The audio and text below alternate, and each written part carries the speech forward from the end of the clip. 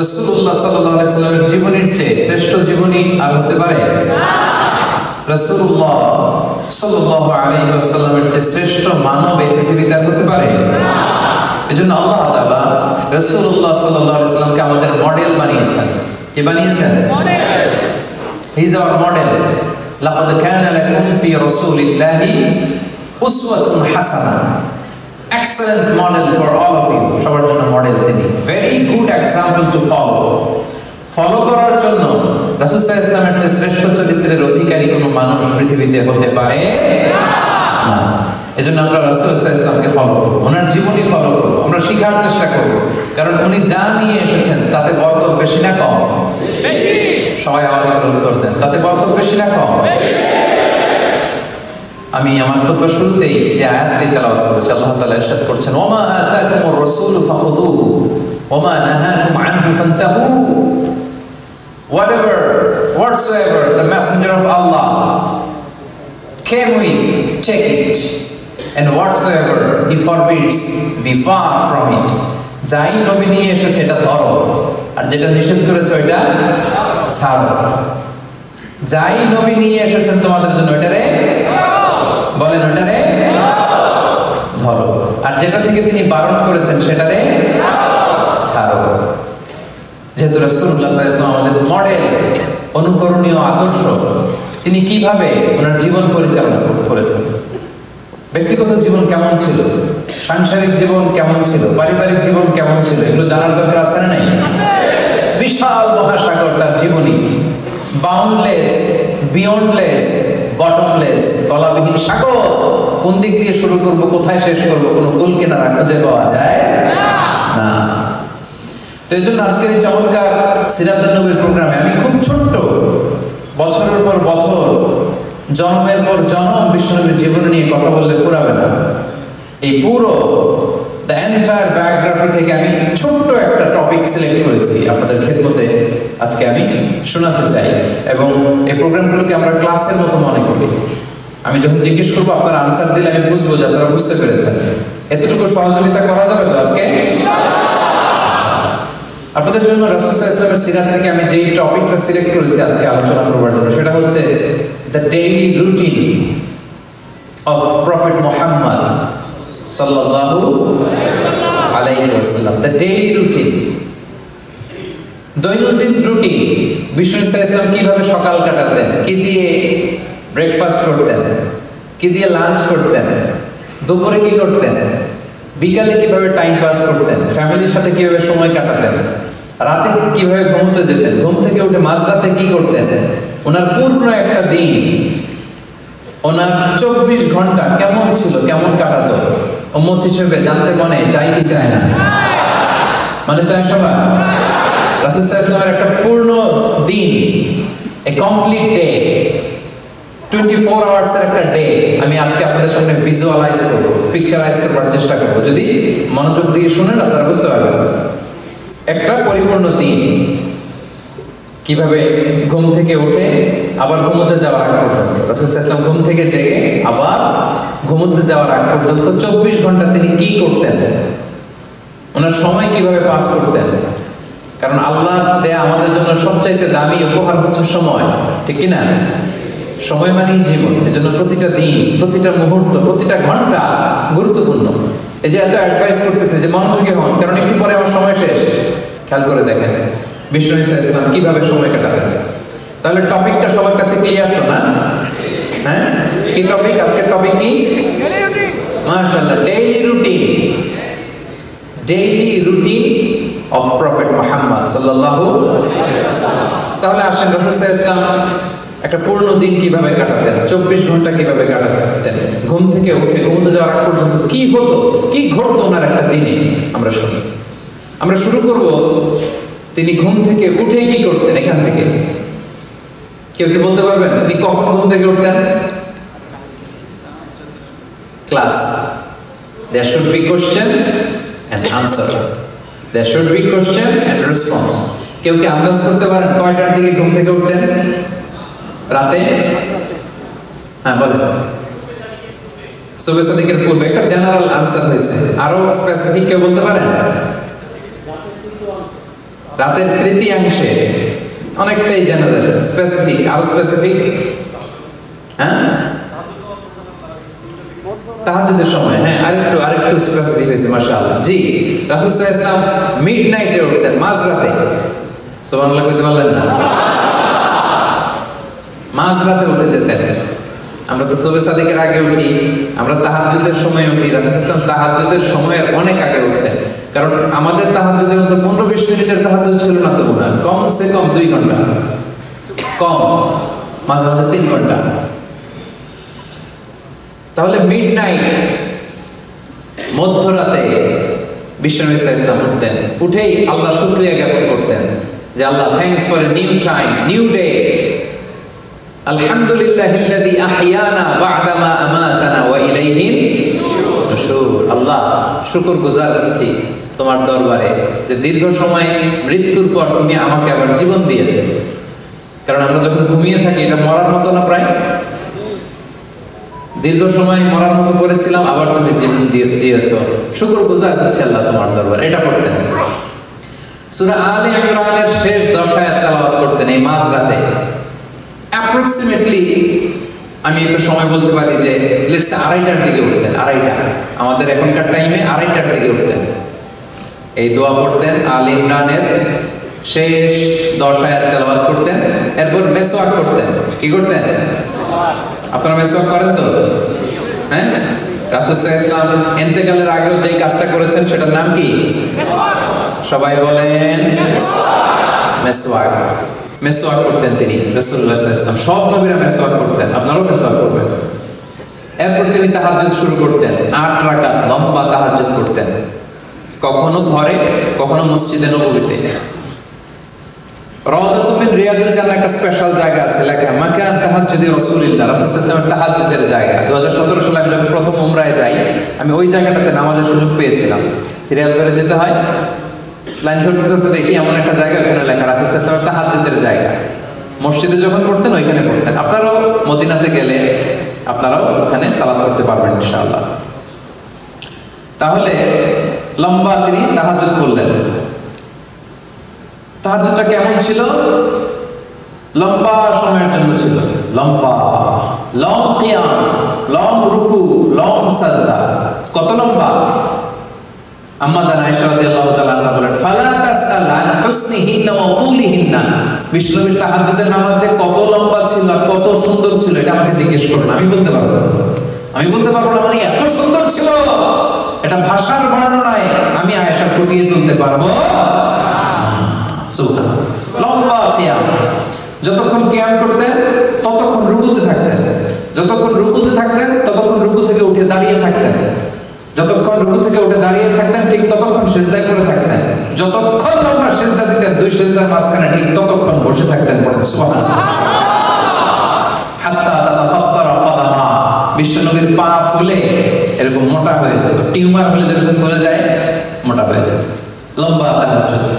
রাতের 1/6 যখন বাকি, 6 ভাগের 1 ভাগ, তখন তিনি স্ত্রীদের ডাকতেন। আপনারা জানেন ওনার 9 জন স্ত্রী ছিল। কয়জন? 9 জন স্ত্রী ছিল।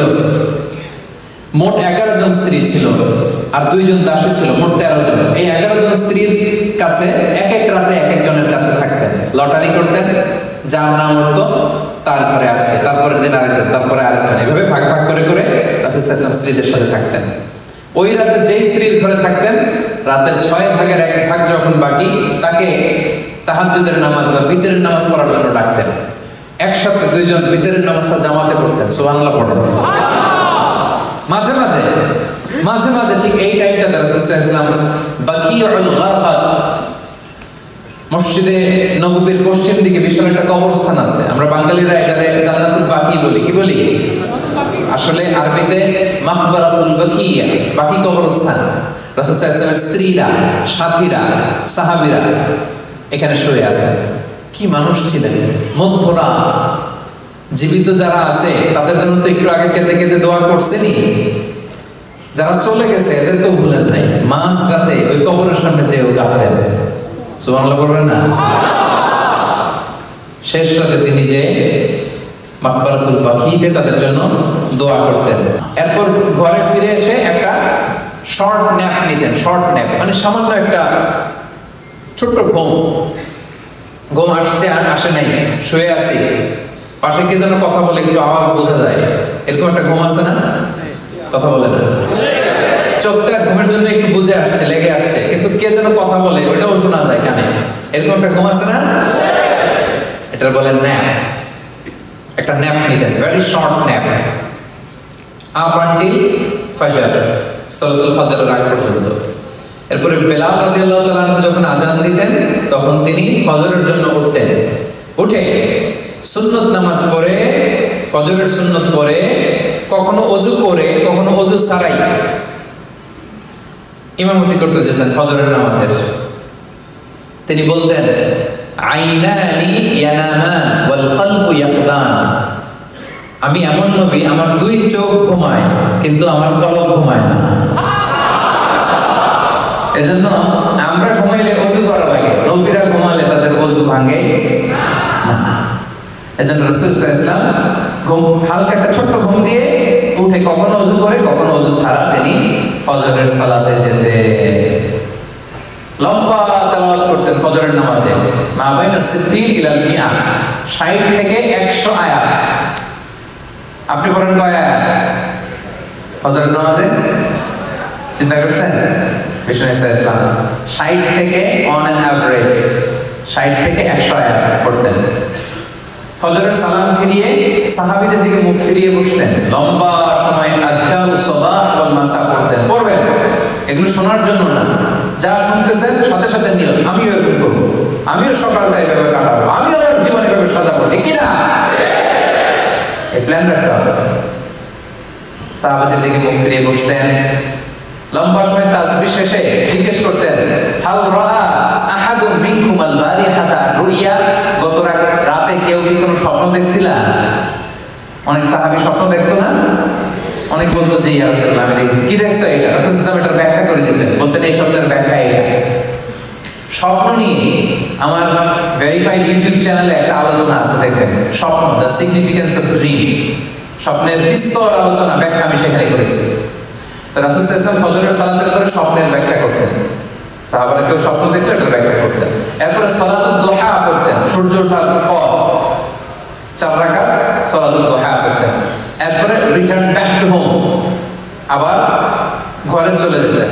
খেয়াল রাখবেন, রাসূল সাল্লাল্লাহু আলাইহি ওয়াসাল্লাম ঘরে ঢুকলেই দুই কাজ, ঘরে ঢুকলেই কথা বলেন, সবাই বলেন, ঘরে ঢুকলেই দুই কাজ। 1 নাম্বার সালাম, 1 নাম্বার। আম্মা জান আয়েশা বলেন, এত বছর বিষ্ণু ইসলামের সাথে সংসার করলাম, একদিনও আমি আগে সালাম দিতে পারিনি। মাঝে মাঝে পর্দার আড়ালে লুকিয়ে থাকতাম, কিন্তু দূর থেকে আমাকে সালাম দিয়ে দিত মুহাম্মদ সাল্লাল্লাহু আলাইহি ওয়াসাল্লাম। ঘরে ঢুকেই সালাম দিতেন। 2 নম্বরে কি করতেন? 2 নম্বরে মেসওয়াক করতেন। মেসওয়াক কি সেন্স দেখেন, স্ত্রীদের কাছে যাবেন, কথা বলবেন, মুখ থেকে দুর্গন্ধ আসতে পারে, এরকম হয় না? যেন সোশ্যাল ইন্টারঅ্যাকশন যখন করবেন মুখ থেকে যেন দুর্গন্ধ না আসে, ব্রাশ করে যাওয়া, মেসওয়াক করে যাওয়া, অথবা মিন্ট গাম চাবান, চুইং গাম, যেটা থেকে সুঘ্রাণ আসে। রাসূলুল্লাহ ঘরে ঢোকার আগেই প্রথমে সালাম, তারপরে তিনি মেসওয়াক করতেন। আচ্ছা, এবার স্ত্রীদের সাথে কথাবার্তা শুরু করলেন ফজরের পর ঘরে এসে। এবার ব্রেকফাস্টের সময় হয়েছে না? ব্রেকফাস্ট হয়েছে কিনা? সালাতুল দুহা করে আসলেন, ঘরে ঢুকলেন। এবার এখন কোন টাইম হয়েছে? Now we will know how was the breakfast of the last messenger. সব শেষের নবী মুহাম্মদ রাসূলুল্লাহ সাল্লাল্লাহু আলাইহি ওয়াসাল্লামের ব্রেকফাস্ট কেমন ছিল দেখেন, কেমন ছিল। ঘরে যে সালাম দিয়ে জিজ্ঞেস করতেন, কিছু আছে খাওয়া? স্ত্রীরা যদি বলতো আছে, খেতেন। যদি না থাকতো, রাসূল সাল্লাল্লাহু আলাইহি ওয়াসাল্লাম বলতেছেন ফাইনি আসা, ঠিক আছে আমি রোজা রাখলাম।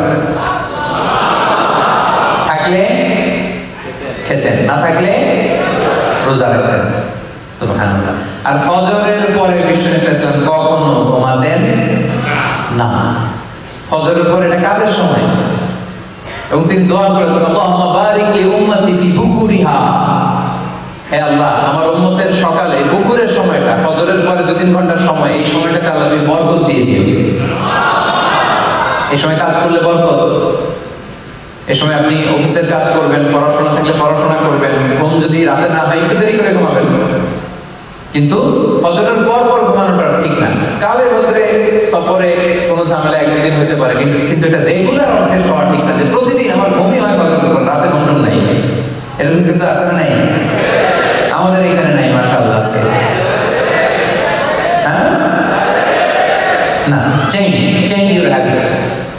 আজকে আমরা শুরুতে প্রতিজ্ঞা করেছি বিষ্ণু ইসলামের একটা পূর্ণ দিন 24 ঘন্টা ডেইলি রুটিনটা আমরা শুনবো। তাহলে ফজরের পরে ঘুমাতেন না, তো খাবার খেলেন, আর খাবার না পাইলে কি করতেন? রোজা রেখে আবার মসজিদে, আবার কি যে মসজিদ থেকে ঘরে আসছেন আবার এই মসজিদে যেই 2 রাকাত, মসজিদে ঢুকলেই যখনই ঢুকতেন তখনই 2 রাকাত তাহিয়াতুল মসজিদ, মসজিদে ঢুকলেই 2 রাকাত পড়তে হয়। বিষ্ণু 2 রাকাত পড়তেন, পড়ে the official start of the day, officially ওনার দিনটা স্টার্ট করতেন। কারণ এই মসজিদের মধ্যেই সব ছিল, এটাই সুপ্রিম কোর্ট, মসজিদে নববী এটাই হাই কোর্ট, এটাই বিচার বিভাগ, এটাই সংসদ ভবন, এটাই বঙ্গভবন, এটাই গণভবন, এটাই ক্যান্টনমেন্ট, এখানেই সব হতো। আল মসজিদ আন-নববী, the very official start of the day, owner official start হতো ওই দিনে। অফিশিয়াল কাজ কি করতেন? রাষ্ট্রের নানা কাজের যে দায়িত্বগুলো ছিল এগুলো পালন করতেন। He used to take care the social and the political affairs. মসজিদে নববীর পাশে সুফা বারান্দা ছিল, কিছু সাহাবী দ্বীন ইসলাম চর্চার জন্য ওখানেই পড়ে থাকতো। আহলে সুফার সাহাবাদেরকে রাসূলুল্লাহ সাল্লাল্লাহু আলাইহি সাল্লাম হাদিস শিখাতেন, কোরআন শিখাতেন। আচ্ছা গেল, তাহলে সকালে অফিশিয়াল যে কাজগুলো এগুলো রাসূল সাল্লাল্লাহু আলাইহি ওয়াসাল্লাম করতেন। এবার আরেকটু উপরের দিকে যাই, লেটস সে 10টা থেকে 11টা, 11:30, এই টাইমটাতে রাসূল সাল্লাল্লাহু আলাইহি ওয়াসাল্লাম কি করতেন? অনেকগুলো কাজ করতেন। আমরা আগাচ্ছি কিন্তু সামনের দিকে। এই টাইমে উনি ফ্যামিলি, ওনার যে আত্মীয় স্বজন আছে এদের বাড়িতে ভিজিট করতেন মাঝে মাঝে। আপনার আত্মীয় স্বজনের খোঁজ খবর নেন তো? আপনার হায়াতে বরকত চাইলে, রিজিকে বরকত চাইলে এটা করতে হবে। যদি যান হায়াতে বরকত, রিজিকে বরকত, আত্মীয় স্বজনের খোঁজ খবর নেন, ফোন করে খবর নেন, কিছু উপহার পাঠান, আপনার রিজিকে, আপনার হায়াতে বরকত দিয়ে দিবে কে? কোথায় যাইতেন? বিশেষ করে নিজের মেয়ে কয়েক ঘর পরেই ফাতেমা রাদিয়াল্লাহু তাআলা আনহার বাড়ি যেতেন, যে 2 নাতি হাসান হোসেন রাদিয়াল্লাহু তাআলা আনহুদের সাথে সময় কাটাতেন। হাসানকে রাসূল সাল্লাল্লাহু আলাইহি ওয়াসাল্লাম আদর করে আরবিতে ডাকতেন লুকা। সহিহ বুখারীর বর্ণনা, যে বলতেন আইনা লুকা, লুকা কোথায়? লুকা শব্দের অর্থ পিচ্চি, বাংলা কি বলে? অমিয়া, নানা নাতির সম্পর্ক আলাদা সম্পর্ক আছে না নাই?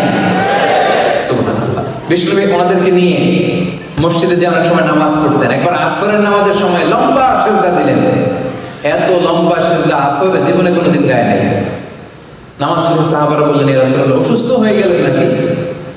সিজদা অবস্থায় কোরআনের আয়াত নাযিল হলো নাকি? এত লম্বা সিজদা তো দেই নাই, দেন নাই কখনো। বিষ্ণু সাল্লাল্লাহু আলাইহি ওয়াসাল্লাম বললেন, না, আমার নাতি হাসান সিজদারত অবস্থায় আমার কাঁধের উপরে চেপে বসেছিল, এজন্য আমি হাসানকে ডিস্টার্ব করতে চাই নাই।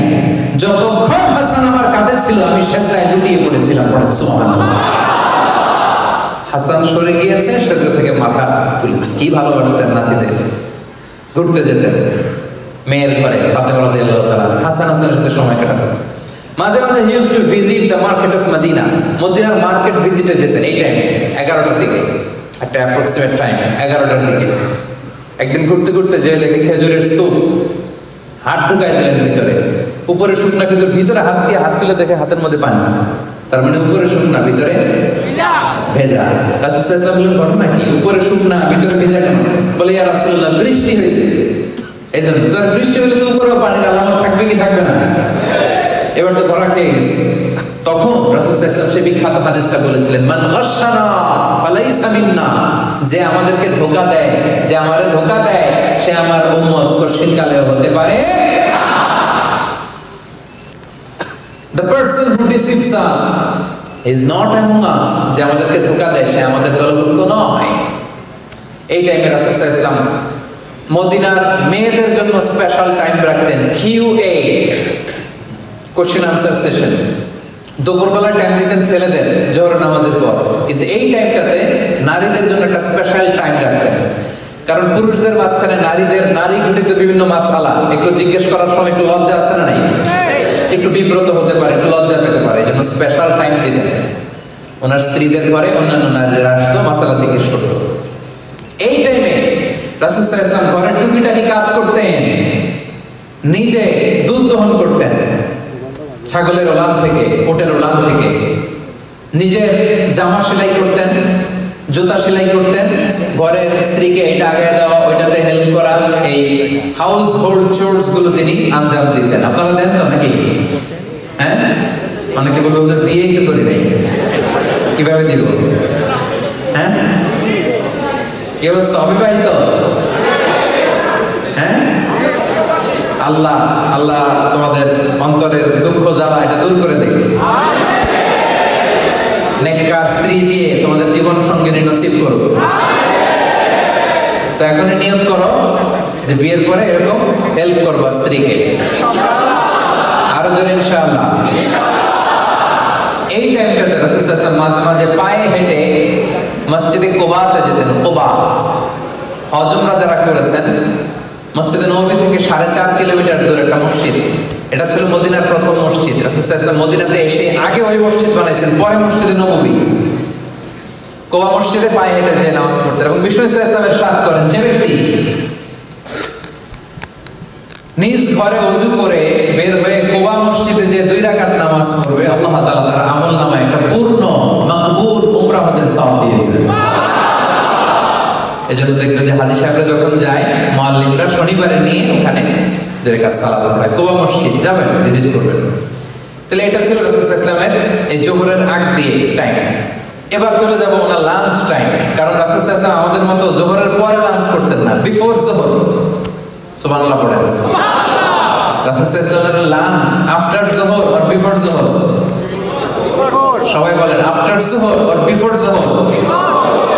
জোহরের আগে রাসূল সাল্লাল্লাহু আলাইহি ওয়াসাল্লাম লাঞ্চ করতেন। কোত্থেকে আসতো? Mostly it was a gift.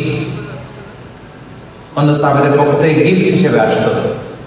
রাসূল সাল্লাল্লাহু আলাইহি ওয়াসাল্লামের বাসার পাশে আনসারী ফ্যামিলি ছিল, তারা উট পালতো, উটের দুধ দহন করে প্রায় দুপুরবেলা নিয়ে আসতো। রাসূল সাল্লাল্লাহু আলাইহি ওয়াসাল্লাম এগুলো খেতেন। এক এক দিন যেটা আসতো, কেউ খেজুর দিত, কেউ এটা দিত, সেটা দিত, যেটা আসতো এটা ছিল ওনার লাঞ্চ। সাধারণত খাবারের সময় উনি কি কি খেতেন হাদিসে এসেছে, রাসূল সাল্লাল্লাহু আলাইহি ওয়াসাল্লাম একা একা কখনো খেতেন না। He never eat alone. Always he used to eat communally. একসাথে খেতেন। একসাথে খেলে বরকত বেশি না কম? বেশি। এটা ছিল রাসূল সাল্লাল্লাহু আলাইহি ওয়াসাল্লামের অভ্যাস। একা একা খেতে পারতেন। আমরা অনেক সময় একা একা খেয়ে ফেলি না? না, তিনি যারা ছিল তাদেরকে নিয়ে খেতেন।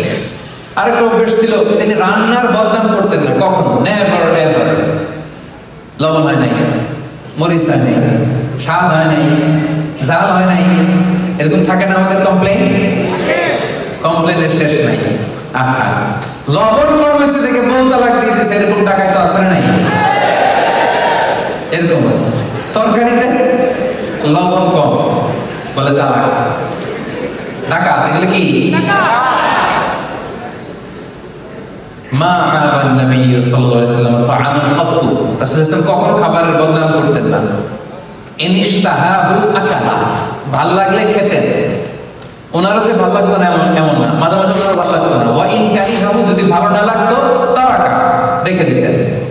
বলতেন না স্বাদ হয় নাই, বলতেন না লবণ হয় নাই, বলতেন না মজা হয় নাই। ভাল লাগলে খেতেন, ভালো না লাগলে রেখে দিতেন পাশে। কিন্তু খাবার ভালো হয় নাই এটা বিষ্ণু সাল্লাল্লাহু আলাইহি ওয়াসাল্লাম কোনোদিন বলেন না। কি খেতেন বিষ্ণু সাল্লাল্লাহু আলাইহি ওয়াসাল্লাম? খেজুর খেতেন, খেজুর, ডেটস, দুধ খেতেন, দুধ পছন্দ করতেন খুব। সিরকা খেতেন, ভিনেগার সেটা। রুটি খেতেন, গোশত খেতেন। ছাগলের সামনের 2 পায়ের যে বাজুর রানের গোশত, এটা বিষ্ণু সাল্লাল্লাহু আলাইহি ওয়াসাল্লাম বেশ পছন্দ করতেন। আসাল, হানি, মধু খান আপনারা? পছন্দ করতেন। হাব্বাতুস সাউদা, কালিজিরা পছন্দ করতেন। জাইতুন, অলিভস, জলপাই পছন্দ করতেন। রুম্মান মানে ডালিম ফল পছন্দ করতেন। লাউ পছন্দ করতেন, লাউ। একবার লাউয়ের তরকারি দেওয়া হলো, বিষ্ণু ইসলাম লাউগুলো খুঁজে খুঁজে নিয়ে খাচ্ছিলেন। হাদিসে সুবহানাল্লাহ। কিশমিশ খেতেন, মাশরুম খেতেন। আপনারা এখন রেস্টুরেন্টে মাশরুমের স্যুপ খান না?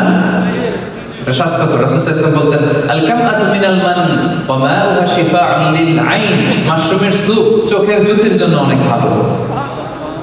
3 ফল খেতেন, 3 ও 3 ওয়া যাইতুন, যেটা ইংরেজিতে ফিগ বলে, ডুমুর টাইপের, আরাবিয়ান ডুমুর। আঙ্গুর খেতেন, আঙ্গুর। সারিদ খেয়েছেন জীবনে, সারিদ গোশত রুটিকে মিক্স করে এরব দেশে একটা খাবার খাওয়ায়। আমি যখন মিশরে পড়াশোনা করতাম, ঈদের দিন আমাদেরকে দেওয়া হতো হোস্টেল থেকে ফ্রিতে। তো প্রথম যখন ঈদ করতেছি বললাম এটা কি? সাদা। বলে সারিদ, এটার নাম সারিদ। হাইস খেতেন, হাইস ছাতু। গ্রাম বাংলায় ছাতু বানায় না? কথা বলেন না কেন? ছাতু খাইছেন? ছাতু খেতেন। পনির পছন্দ করতেন, পনির, ঘি, এগুলো। তার মানে এগুলো সবসময় খেতেন না, সারা জীবনে কি কি খেয়েছেন তার একটা লিস্ট দিলাম। খরগোশ খেয়েছেন, মোরগ খেয়েছেন, বিশাল বড় সাগরের তিমি মাছের মতো একটা মাছ যেটার নাম আম্বার, জীবনে একবার খেয়েছেন। এই হচ্ছে রাসূল সাল্লাল্লাহু আলাইহি ওয়াসাল্লামের ফুড লিস্ট। যা খেতেন অল্প খেতেন, বাসি কিছু খেতেন না, খেতেন অল্প কিন্তু তাজা। সুবহানাল্লাহ পড়েন। লাঞ্চ শেষ, এবার তিনি একটা পাওয়ার ন্যাপ নিতেন। পাওয়ার ন্যাপ জোহরের আগে একটা পাওয়ার ন্যাপ, শরীরে যাতে এনার্জি আসে। নিতে হবে না? ঘুম থেকে উঠছে কখন? হ্যাঁ, সকালে না, মিডনাইট। তখন মাঝরাতে যিনি উঠেছেন, টায়ার্ড হয়ে গেছেন একটু, লাঞ্চ করে একটা পাওয়ার ন্যাপ নিতেন। এটা দেখে এনার্জি আসতো বিষ্ণু ইসলামের। এই পাওয়ার ন্যাপ দিয়ে উঠে তিনি জোহরের সালাত পড়াতে যেতেন। এবং জোহরের আগের 4 রাকাত, ফজরের আগের 2 রাকাত বিষ্ণু ইসলাম কখনো ছাড়তেন না। গুরুত্বপূর্ণ সুন্নাত, সুনানের রাতেবার মধ্যে খেয়াল রাখবেন। জোহরের নামাজের পরে সাহাবীদেরকে নাসিহাত দিতেন, নাসিহাত। এরপর সকালবেলায় যেই কাজগুলোর জন্য কাকে অ্যাসাইন করেছেন ওগুলো খোঁজ নিতেন, এটা হয়েছে কিনা, ওইটা হয়েছে কিনা। অফিসিয়াল এরকম কাজের তদারকির দরকার আছে না? কাজ দিলে আবার রিপোর্টিং করতে হবে না? এই রিপোর্টিং গুলো বুঝে নিতেন। করতে করতে আসরের সময় হয়ে যেত। আসরের নামাজ বিষ্ণু ইসলাম আউয়াল ওয়াক্তে পড়তেন। সূর্য জল করছে, ওয়াল বাইদাউ নাকিয়া ওয়া শামসু নাকিয়া হাইয়া বাইদা। আসর পড়ে ফেলতেন। আসরের নামাজের পরে বেশিরভাগ সময় ঘরে যেতেন, যে ফ্যামিলির সাথে কোয়ালিটি টাইম কাটাতেন। আমরা অনেক সময় ফ্যামিলিকে সময় দিতে চাই না। তাদের ফ্যামিলি কাছে আছে, আপনারা ফ্যামিলিকে সময় দিবেন, এটা খুব জরুরি। ছেলে মেয়েদেরকে সময় দেয়া, ফ্যামিলিকে সময় দেওয়ার দরকার আছে না? নাই? কথা বলতেন স্ত্রীদের সাথে, খোশ গল্প করতেন, সবসময় একটা খোশ মেজাজে থাকতেন। মাঝে মাঝে বিভিন্ন কাজে বাইরেও যেতেন এই বিকেলে। এরপরে মাগরিবের ওয়াক্ত চলে আসলো। আমি ধাপে ধাপে আগাচ্ছি। মাগরিবের নামাজ তাড়াতাড়ি পড়তেন, আজান হওয়ার সাথে সাথেই, ওয়াক্ত হওয়ার সাথে সাথেই মাগরিব পরেই ডিনার, মাগরিব পরেই ডিনার। আমরা করি কয়টায়? 10টায় আর 12টায়, ওই যে একজনকে 12টায়। আমরা হেলদি লাইফস্টাইল যদি না মানি বিশ্বনবীর দেখানো, তো আমরা সুস্থ থাকবো কি করে ভাইরা? আজ থেকে নিয়ত করেন, মাগরিবের পরেই কি ডিনার। সবাই বলেন মাগরিবের পরে পারা যাবে? মাগরিবের পরে ডিনার করতে করতে এশার আজান হয়ে গেল। এবার বিষ্ণু ইসলাম এশার নামাজে যেতেন। এশার নামাজে নির্দিষ্ট টাইম ছিল না, কোনোদিন আগে কোনোদিন পরে পড়তেন। এই নামাজের সময়টা বিশ্বনবী টাইমটা ফ্লাকচুয়েট করাতেন। সাহাবারা আয়েশা পড়ছে, নামাজ শুরু। সাহাবারা আসে নাই, দেরি করতেন। একদিন সাহাবারা আয়েশা বসে থাকতে থাকতে সব মসজিদে ঘুমাই গেছে। এক সাহাবী এসে বললেন, ইয়া রাসূলুল্লাহ, সাহাবারা তো ঘুমাই গেছে, এশার নামাজ পড়াবেন না? বিষ্ণু বেরিয়ে আসেন, এসে বললেন, এখন যে সময়টা এইটাই এশার আসল ওয়াক্ত, কিন্তু তোমাদের জন্য যদি কষ্ট না হইতো তাহলে প্রতিদিন এইটা আমি পড়াতাম, তোমাদের কষ্ট হয়ে যায়, এজন্য আউয়াল ওয়াক্তে একটু আগে আগেই পড়াই দিই। পড়েন সুবহানাল্লাহ।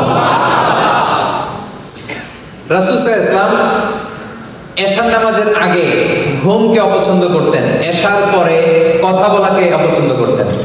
এশার পরে কোনো ওয়াজ মাহফিল নাই, এশার পরে কোনো মিটিং নাই, এশার পরে কোনো ডিসকাশন নাই, এশার পরে কোনো ফরেন ডেলিগেশনের সাথে আলাপ নাই, এশার পরে কিচ্ছু নাই। এশার পরে ঘুম, তাইলে না মাঝরাতে উঠতে পারবে, কি বলেন? এই যে এবার বোঝা যাচ্ছে ঘটনা। হাদিসে এসেছে কানা ইয়াকরাহু আন-নাওমা ক্বাবলা আল-ইশা ওয়াল হাদিসা বা'দাহা। রাসূল সাল্লাল্লাহু আলাইহি ওয়াসাল্লাম এশার আগে ঘুমও পছন্দ করতেন, এশার পরে কথাও পছন্দ করতেন। এশার নামাজ পড়েই কথা নাই, জরুরি কোনো আলাপ থাকলে কথাটা সেরে দিনই চলে যেতেন ঘুম। তাহলে এবার ঘুমের দিকে চলে যাই। কয়টার দিকে ঘুমাতেন কি মনে হয় দেখি বলেন? একজন বলতেছে এশার নামাজের পরে ঘুমাতেন, আর এটা তো ঠিক আছে। কয়টার দিকে ঘুমাতেন সেটা বলেন?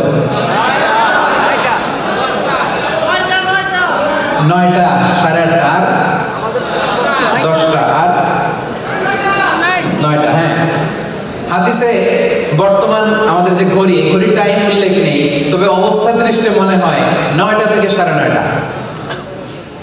আপনি ঘুমান কয়টায়? হ্যাঁ,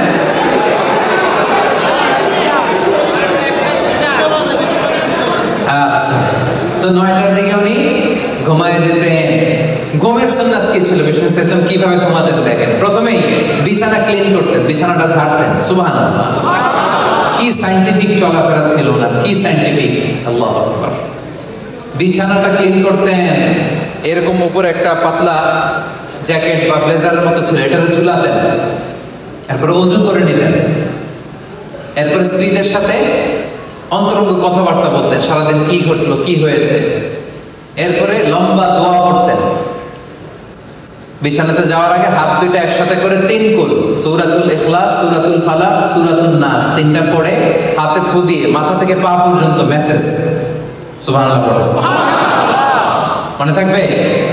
লম্বা দোয়া পড়তেন। আল্লাহুম্মা ইন্নী আসলামতু ওয়াজহি ইলাইক, ফাওয়াদতু আমরি ইলাইক, আলজাতু যাহরি ইলাইক, রাগবাতান ওয়া রাহবাতান ইলাইক, লা মালজা ওয়া লা মানজা মিনকা ইল্লা ইলাইক, আল্লাহুম্মা আমানতু বিকিতাবিকাল্লাযী আরসালতা ওয়া নাবিয়্যিকাল্লাযী আরসালতা।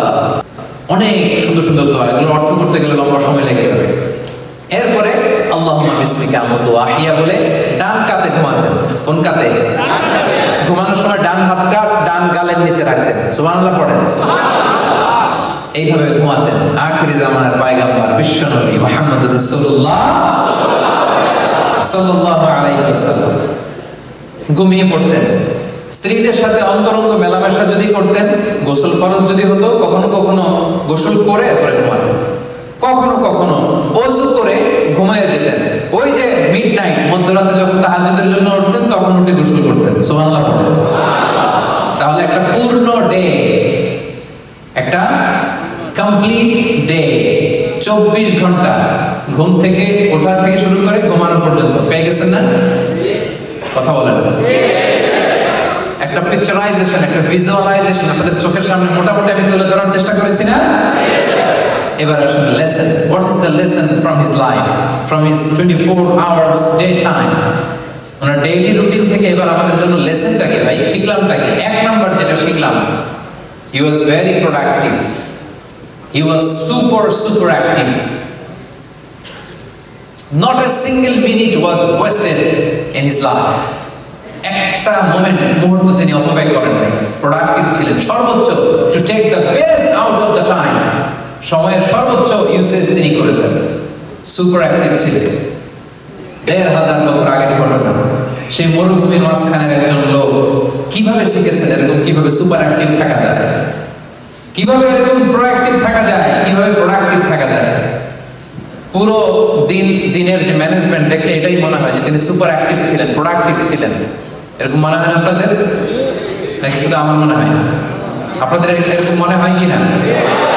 রাসূল সাল্লাল্লাহু আলাইহি ওয়াসাল্লামের 24 ঘন্টার এই টাইম স্কেডিউল দেখে কি মনে হয়? লেজি ছিলেন, লেজি, অলস? কথা বলেন। নাকি অ্যাক্টিভ?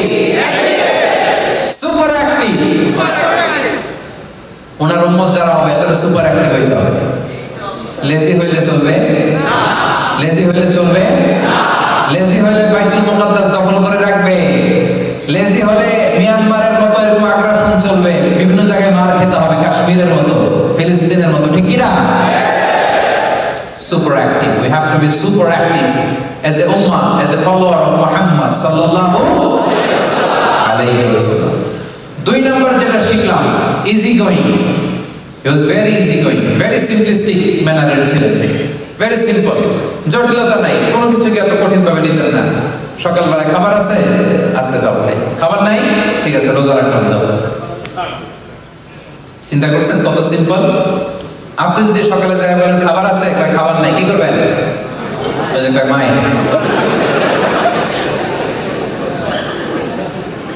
এত আদর করে কয় মাই। রাসূল সাল্লাল্লাহু আলাইহি ওয়াসাল্লাম বলতেন খাবার আছে, আছে, খেতেন, নাই কি করতেন? রোজা। কি সিম্পল একটা লাইফ। এজন্য জীবনটা কঠিন করেন না, সিম্পল, মেক ইট সিম্পল। এই দুনিয়া আমাদের থাকার জায়গা না, একটা ট্রানজিট পিরিয়ডে আসছি, আবার চলে যেতে হবে, ঠিক কি না? চলে যেতে হবে, থাকবো না আমরা। গেল 3 নাম্বার যে লেসনটা আমরা পাইলাম, ব্যালেন্সড। আর 2-1 মিনিট কথা বলবেন না, খেয়াল করে থাকেন। ব্যালেন্সড শিক্ষাটা এখন সার নির্দেশটা দিচ্ছি। ব্যালেন্সড একটা ভারসাম্যপূর্ণ জীবন ব্যবস্থা ছিল ওনার, টাইম ম্যানেজমেন্টের সেন্স ছিল ওনার, কোনো কিছু মিস হয় নাই। অফিস আওয়ার মিস হয় নাই, ফ্যামিলি আওয়ার্স মিস হয় নাই, রিক্রিয়েশনাল আওয়ার্স মিস হয় নাই, visiting hours, consultation hours, personal hours কিছু মিস হয়েছে? 24 ঘন্টার এই ছোট্ট টাইম স্লটে সব আছে না নাই? মেয়ের ঘরেও গেছে, আত্মীয়দের দেখে আসছে, মার্কেটের কি অবস্থা, বাজার ব্যবস্থা দেখে আসছে, রাষ্ট্রীয় কাজের আঞ্জাম দিয়েছে, বিচার করেছে, সুপ্রিম কোর্ট চালিয়েছে, বঙ্গভবন গণভবন চালিয়েছে, সেনা অধিদপ্তর থেকে মিলিটারি এক্সপিডিশন পাঠিয়েছে, ফরেন ডেলিগেটদেরকে ইনভাইট করেছে, গোটা বিশ্বের কিংদের কাছে ইসলামের চিঠি লিখেছে, আসলিম তাসলাম, যে তোমরা সুপার পাওয়ার হও আর যাই হও, আমি মুহাম্মাদের পক্ষ থেকে তোমাদের জন্য চিঠি, আসলিম, ইসলাম মানো, তাসলাম, শান্তিতে থাকবা, দুনিয়াতেও থাকবা, আখিরাতেও থাকবা, ঠিক কি না? কি টাইম ম্যানেজমেন্ট, ব্যালেন্সড একটা লাইফ লিড করেছে। এজন্য যে পারে সে সবই পারে। আমরা এটা করলে ওটা বাদ যায়, ওটা করলে এটা পারি না, এরকম আছে না?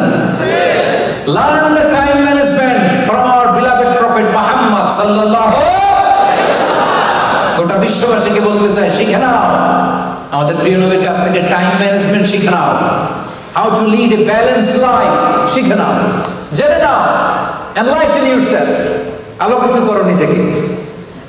4 নম্বর যেটা শিখলাম, he was an early bird of Medina। Medina শহরে সবার আগে যিনি জেগে উঠতেন তার নাম রাসূলের নামটাও বলতে মনে চায়, তার নাম মুহাম্মদ সাল্লাল্লাহু আলাইহি ওয়াসাল্লাম। আমাদের কাজী নজরুল কবিতা লিখছেন, আমি হব সকালবেলা সবার আগে, কুসুম বাগে উঠবো আমি। দেখছেন বিশ্বনাথ ইসলাম সকালবেলার পাখি ছিলেন, আর্লি বার্ড অফ মদিনা। মদিনাতে সবার আগে তিনি জেগে উঠতেন, কেউ জাগে নাই। যারা তাহাজ্জুদ পড়তো মদিনাতে, এরা তো আরো পরে 4টার দিকে উঠতো, উনি তো 8টার দিকে উঠে গেছেন।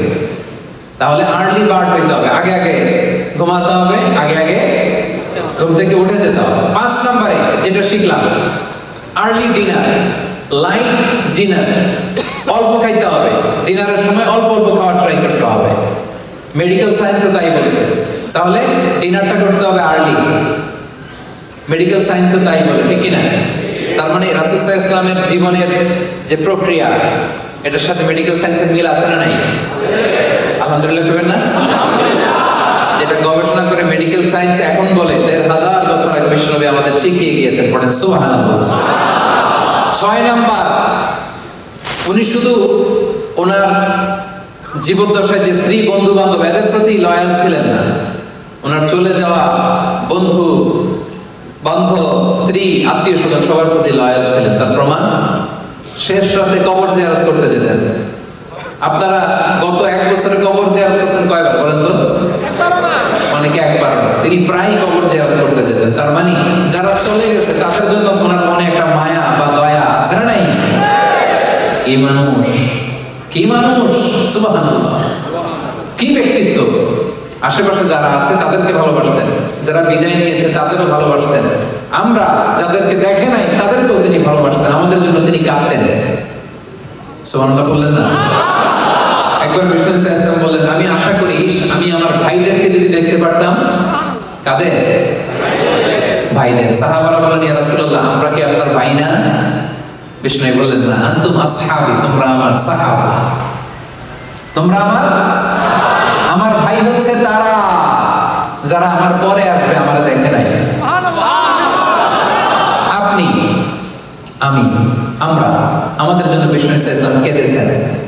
সব নবীকে আল্লাহ তাআলা একটা স্পেশাল দোয়া করার সুযোগ দিয়েছেন, এটাকে বলে দাওয়া মুস্তাজাব। সব নবী একটা করে পেয়েছেন, যে নবী দোয়া করলেই কবুল, করতেও পারেন, রেখেও দিতে পারেন।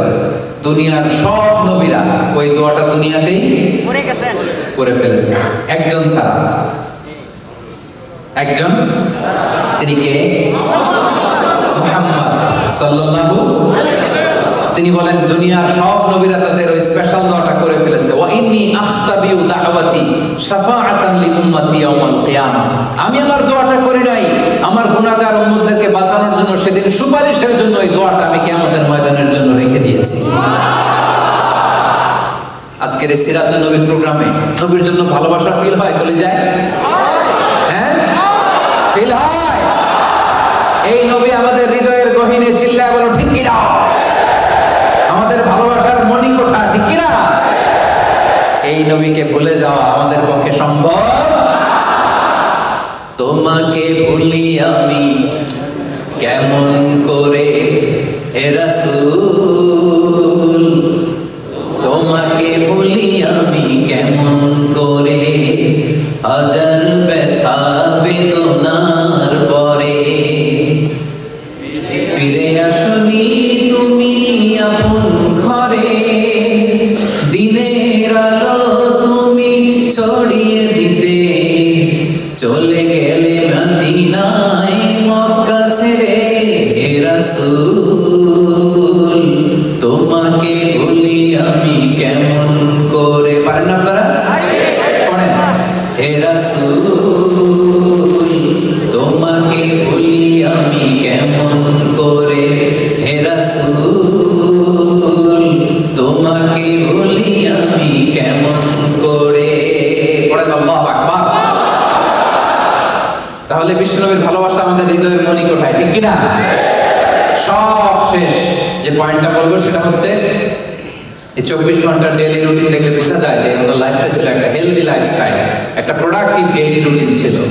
আমরা যদি আমাদের ব্যক্তিগতভাবে, স্বাস্থ্যগতভাবে, ফিজিক্যালি, স্পিরিচুয়ালি, মেন্টালি একটা সাউন্ড লাইফ যদি আমরা লিড করতে চাই, এই লাইফস্টাইলে আমাদেরকে মেনে নিতে হবে। এই লাইফস্টাইলের বাইরে যাওয়ার কোনো সুযোগ আমাদের নাই। তাহলে সম্মানিত সুধী, একটা পূর্ণ দিন বিষ্ণু ইসলামের 24 ঘন্টা ঘুম থেকে জেগে আবার ঘুমতে যাওয়ার আগ পর্যন্ত কি ছিল ওনার জীবনে আমরা শুনলাম। আসুন যতটুকু পারি আমরা আমাদের লাইফের সাথে অ্যাডজাস্ট করি। আমি বলবো না শুরুতেই 100% ওনার লাইফস্টাইল আপনি নিয়ে নেবেন, না, এটা হবে না। It will not work. Maybe আপনি একটু একটু করে মেলান, 20% মিলান, 30% মিলান, 50% অ্যাডজাস্ট করেন, 60% অ্যাডজাস্ট করেন। আমাদের জীবনটাকে সমৃদ্ধ করবে কে? রাজি আছেন সবাই? বিশ্বনবীর দৈনন্দিন রুটিনের মতো আমাদের রুটিন সাজাতে সবাই রাজি আছেন? আল্লাহ তাআলা আমাদের সবাইকে কথাগুলো বোঝার, আমল করার তৌফিক দান করুন। হাযা মা ইনদি ওয়াল ইলমু ইনদাল্লাহ আলাইহি তাওয়াক্কালতু ওয়া ইলাইহি উনীব। ওয়াসসালামু আলাইকুম ওয়া রাহমাতুল্লাহি তাআলা।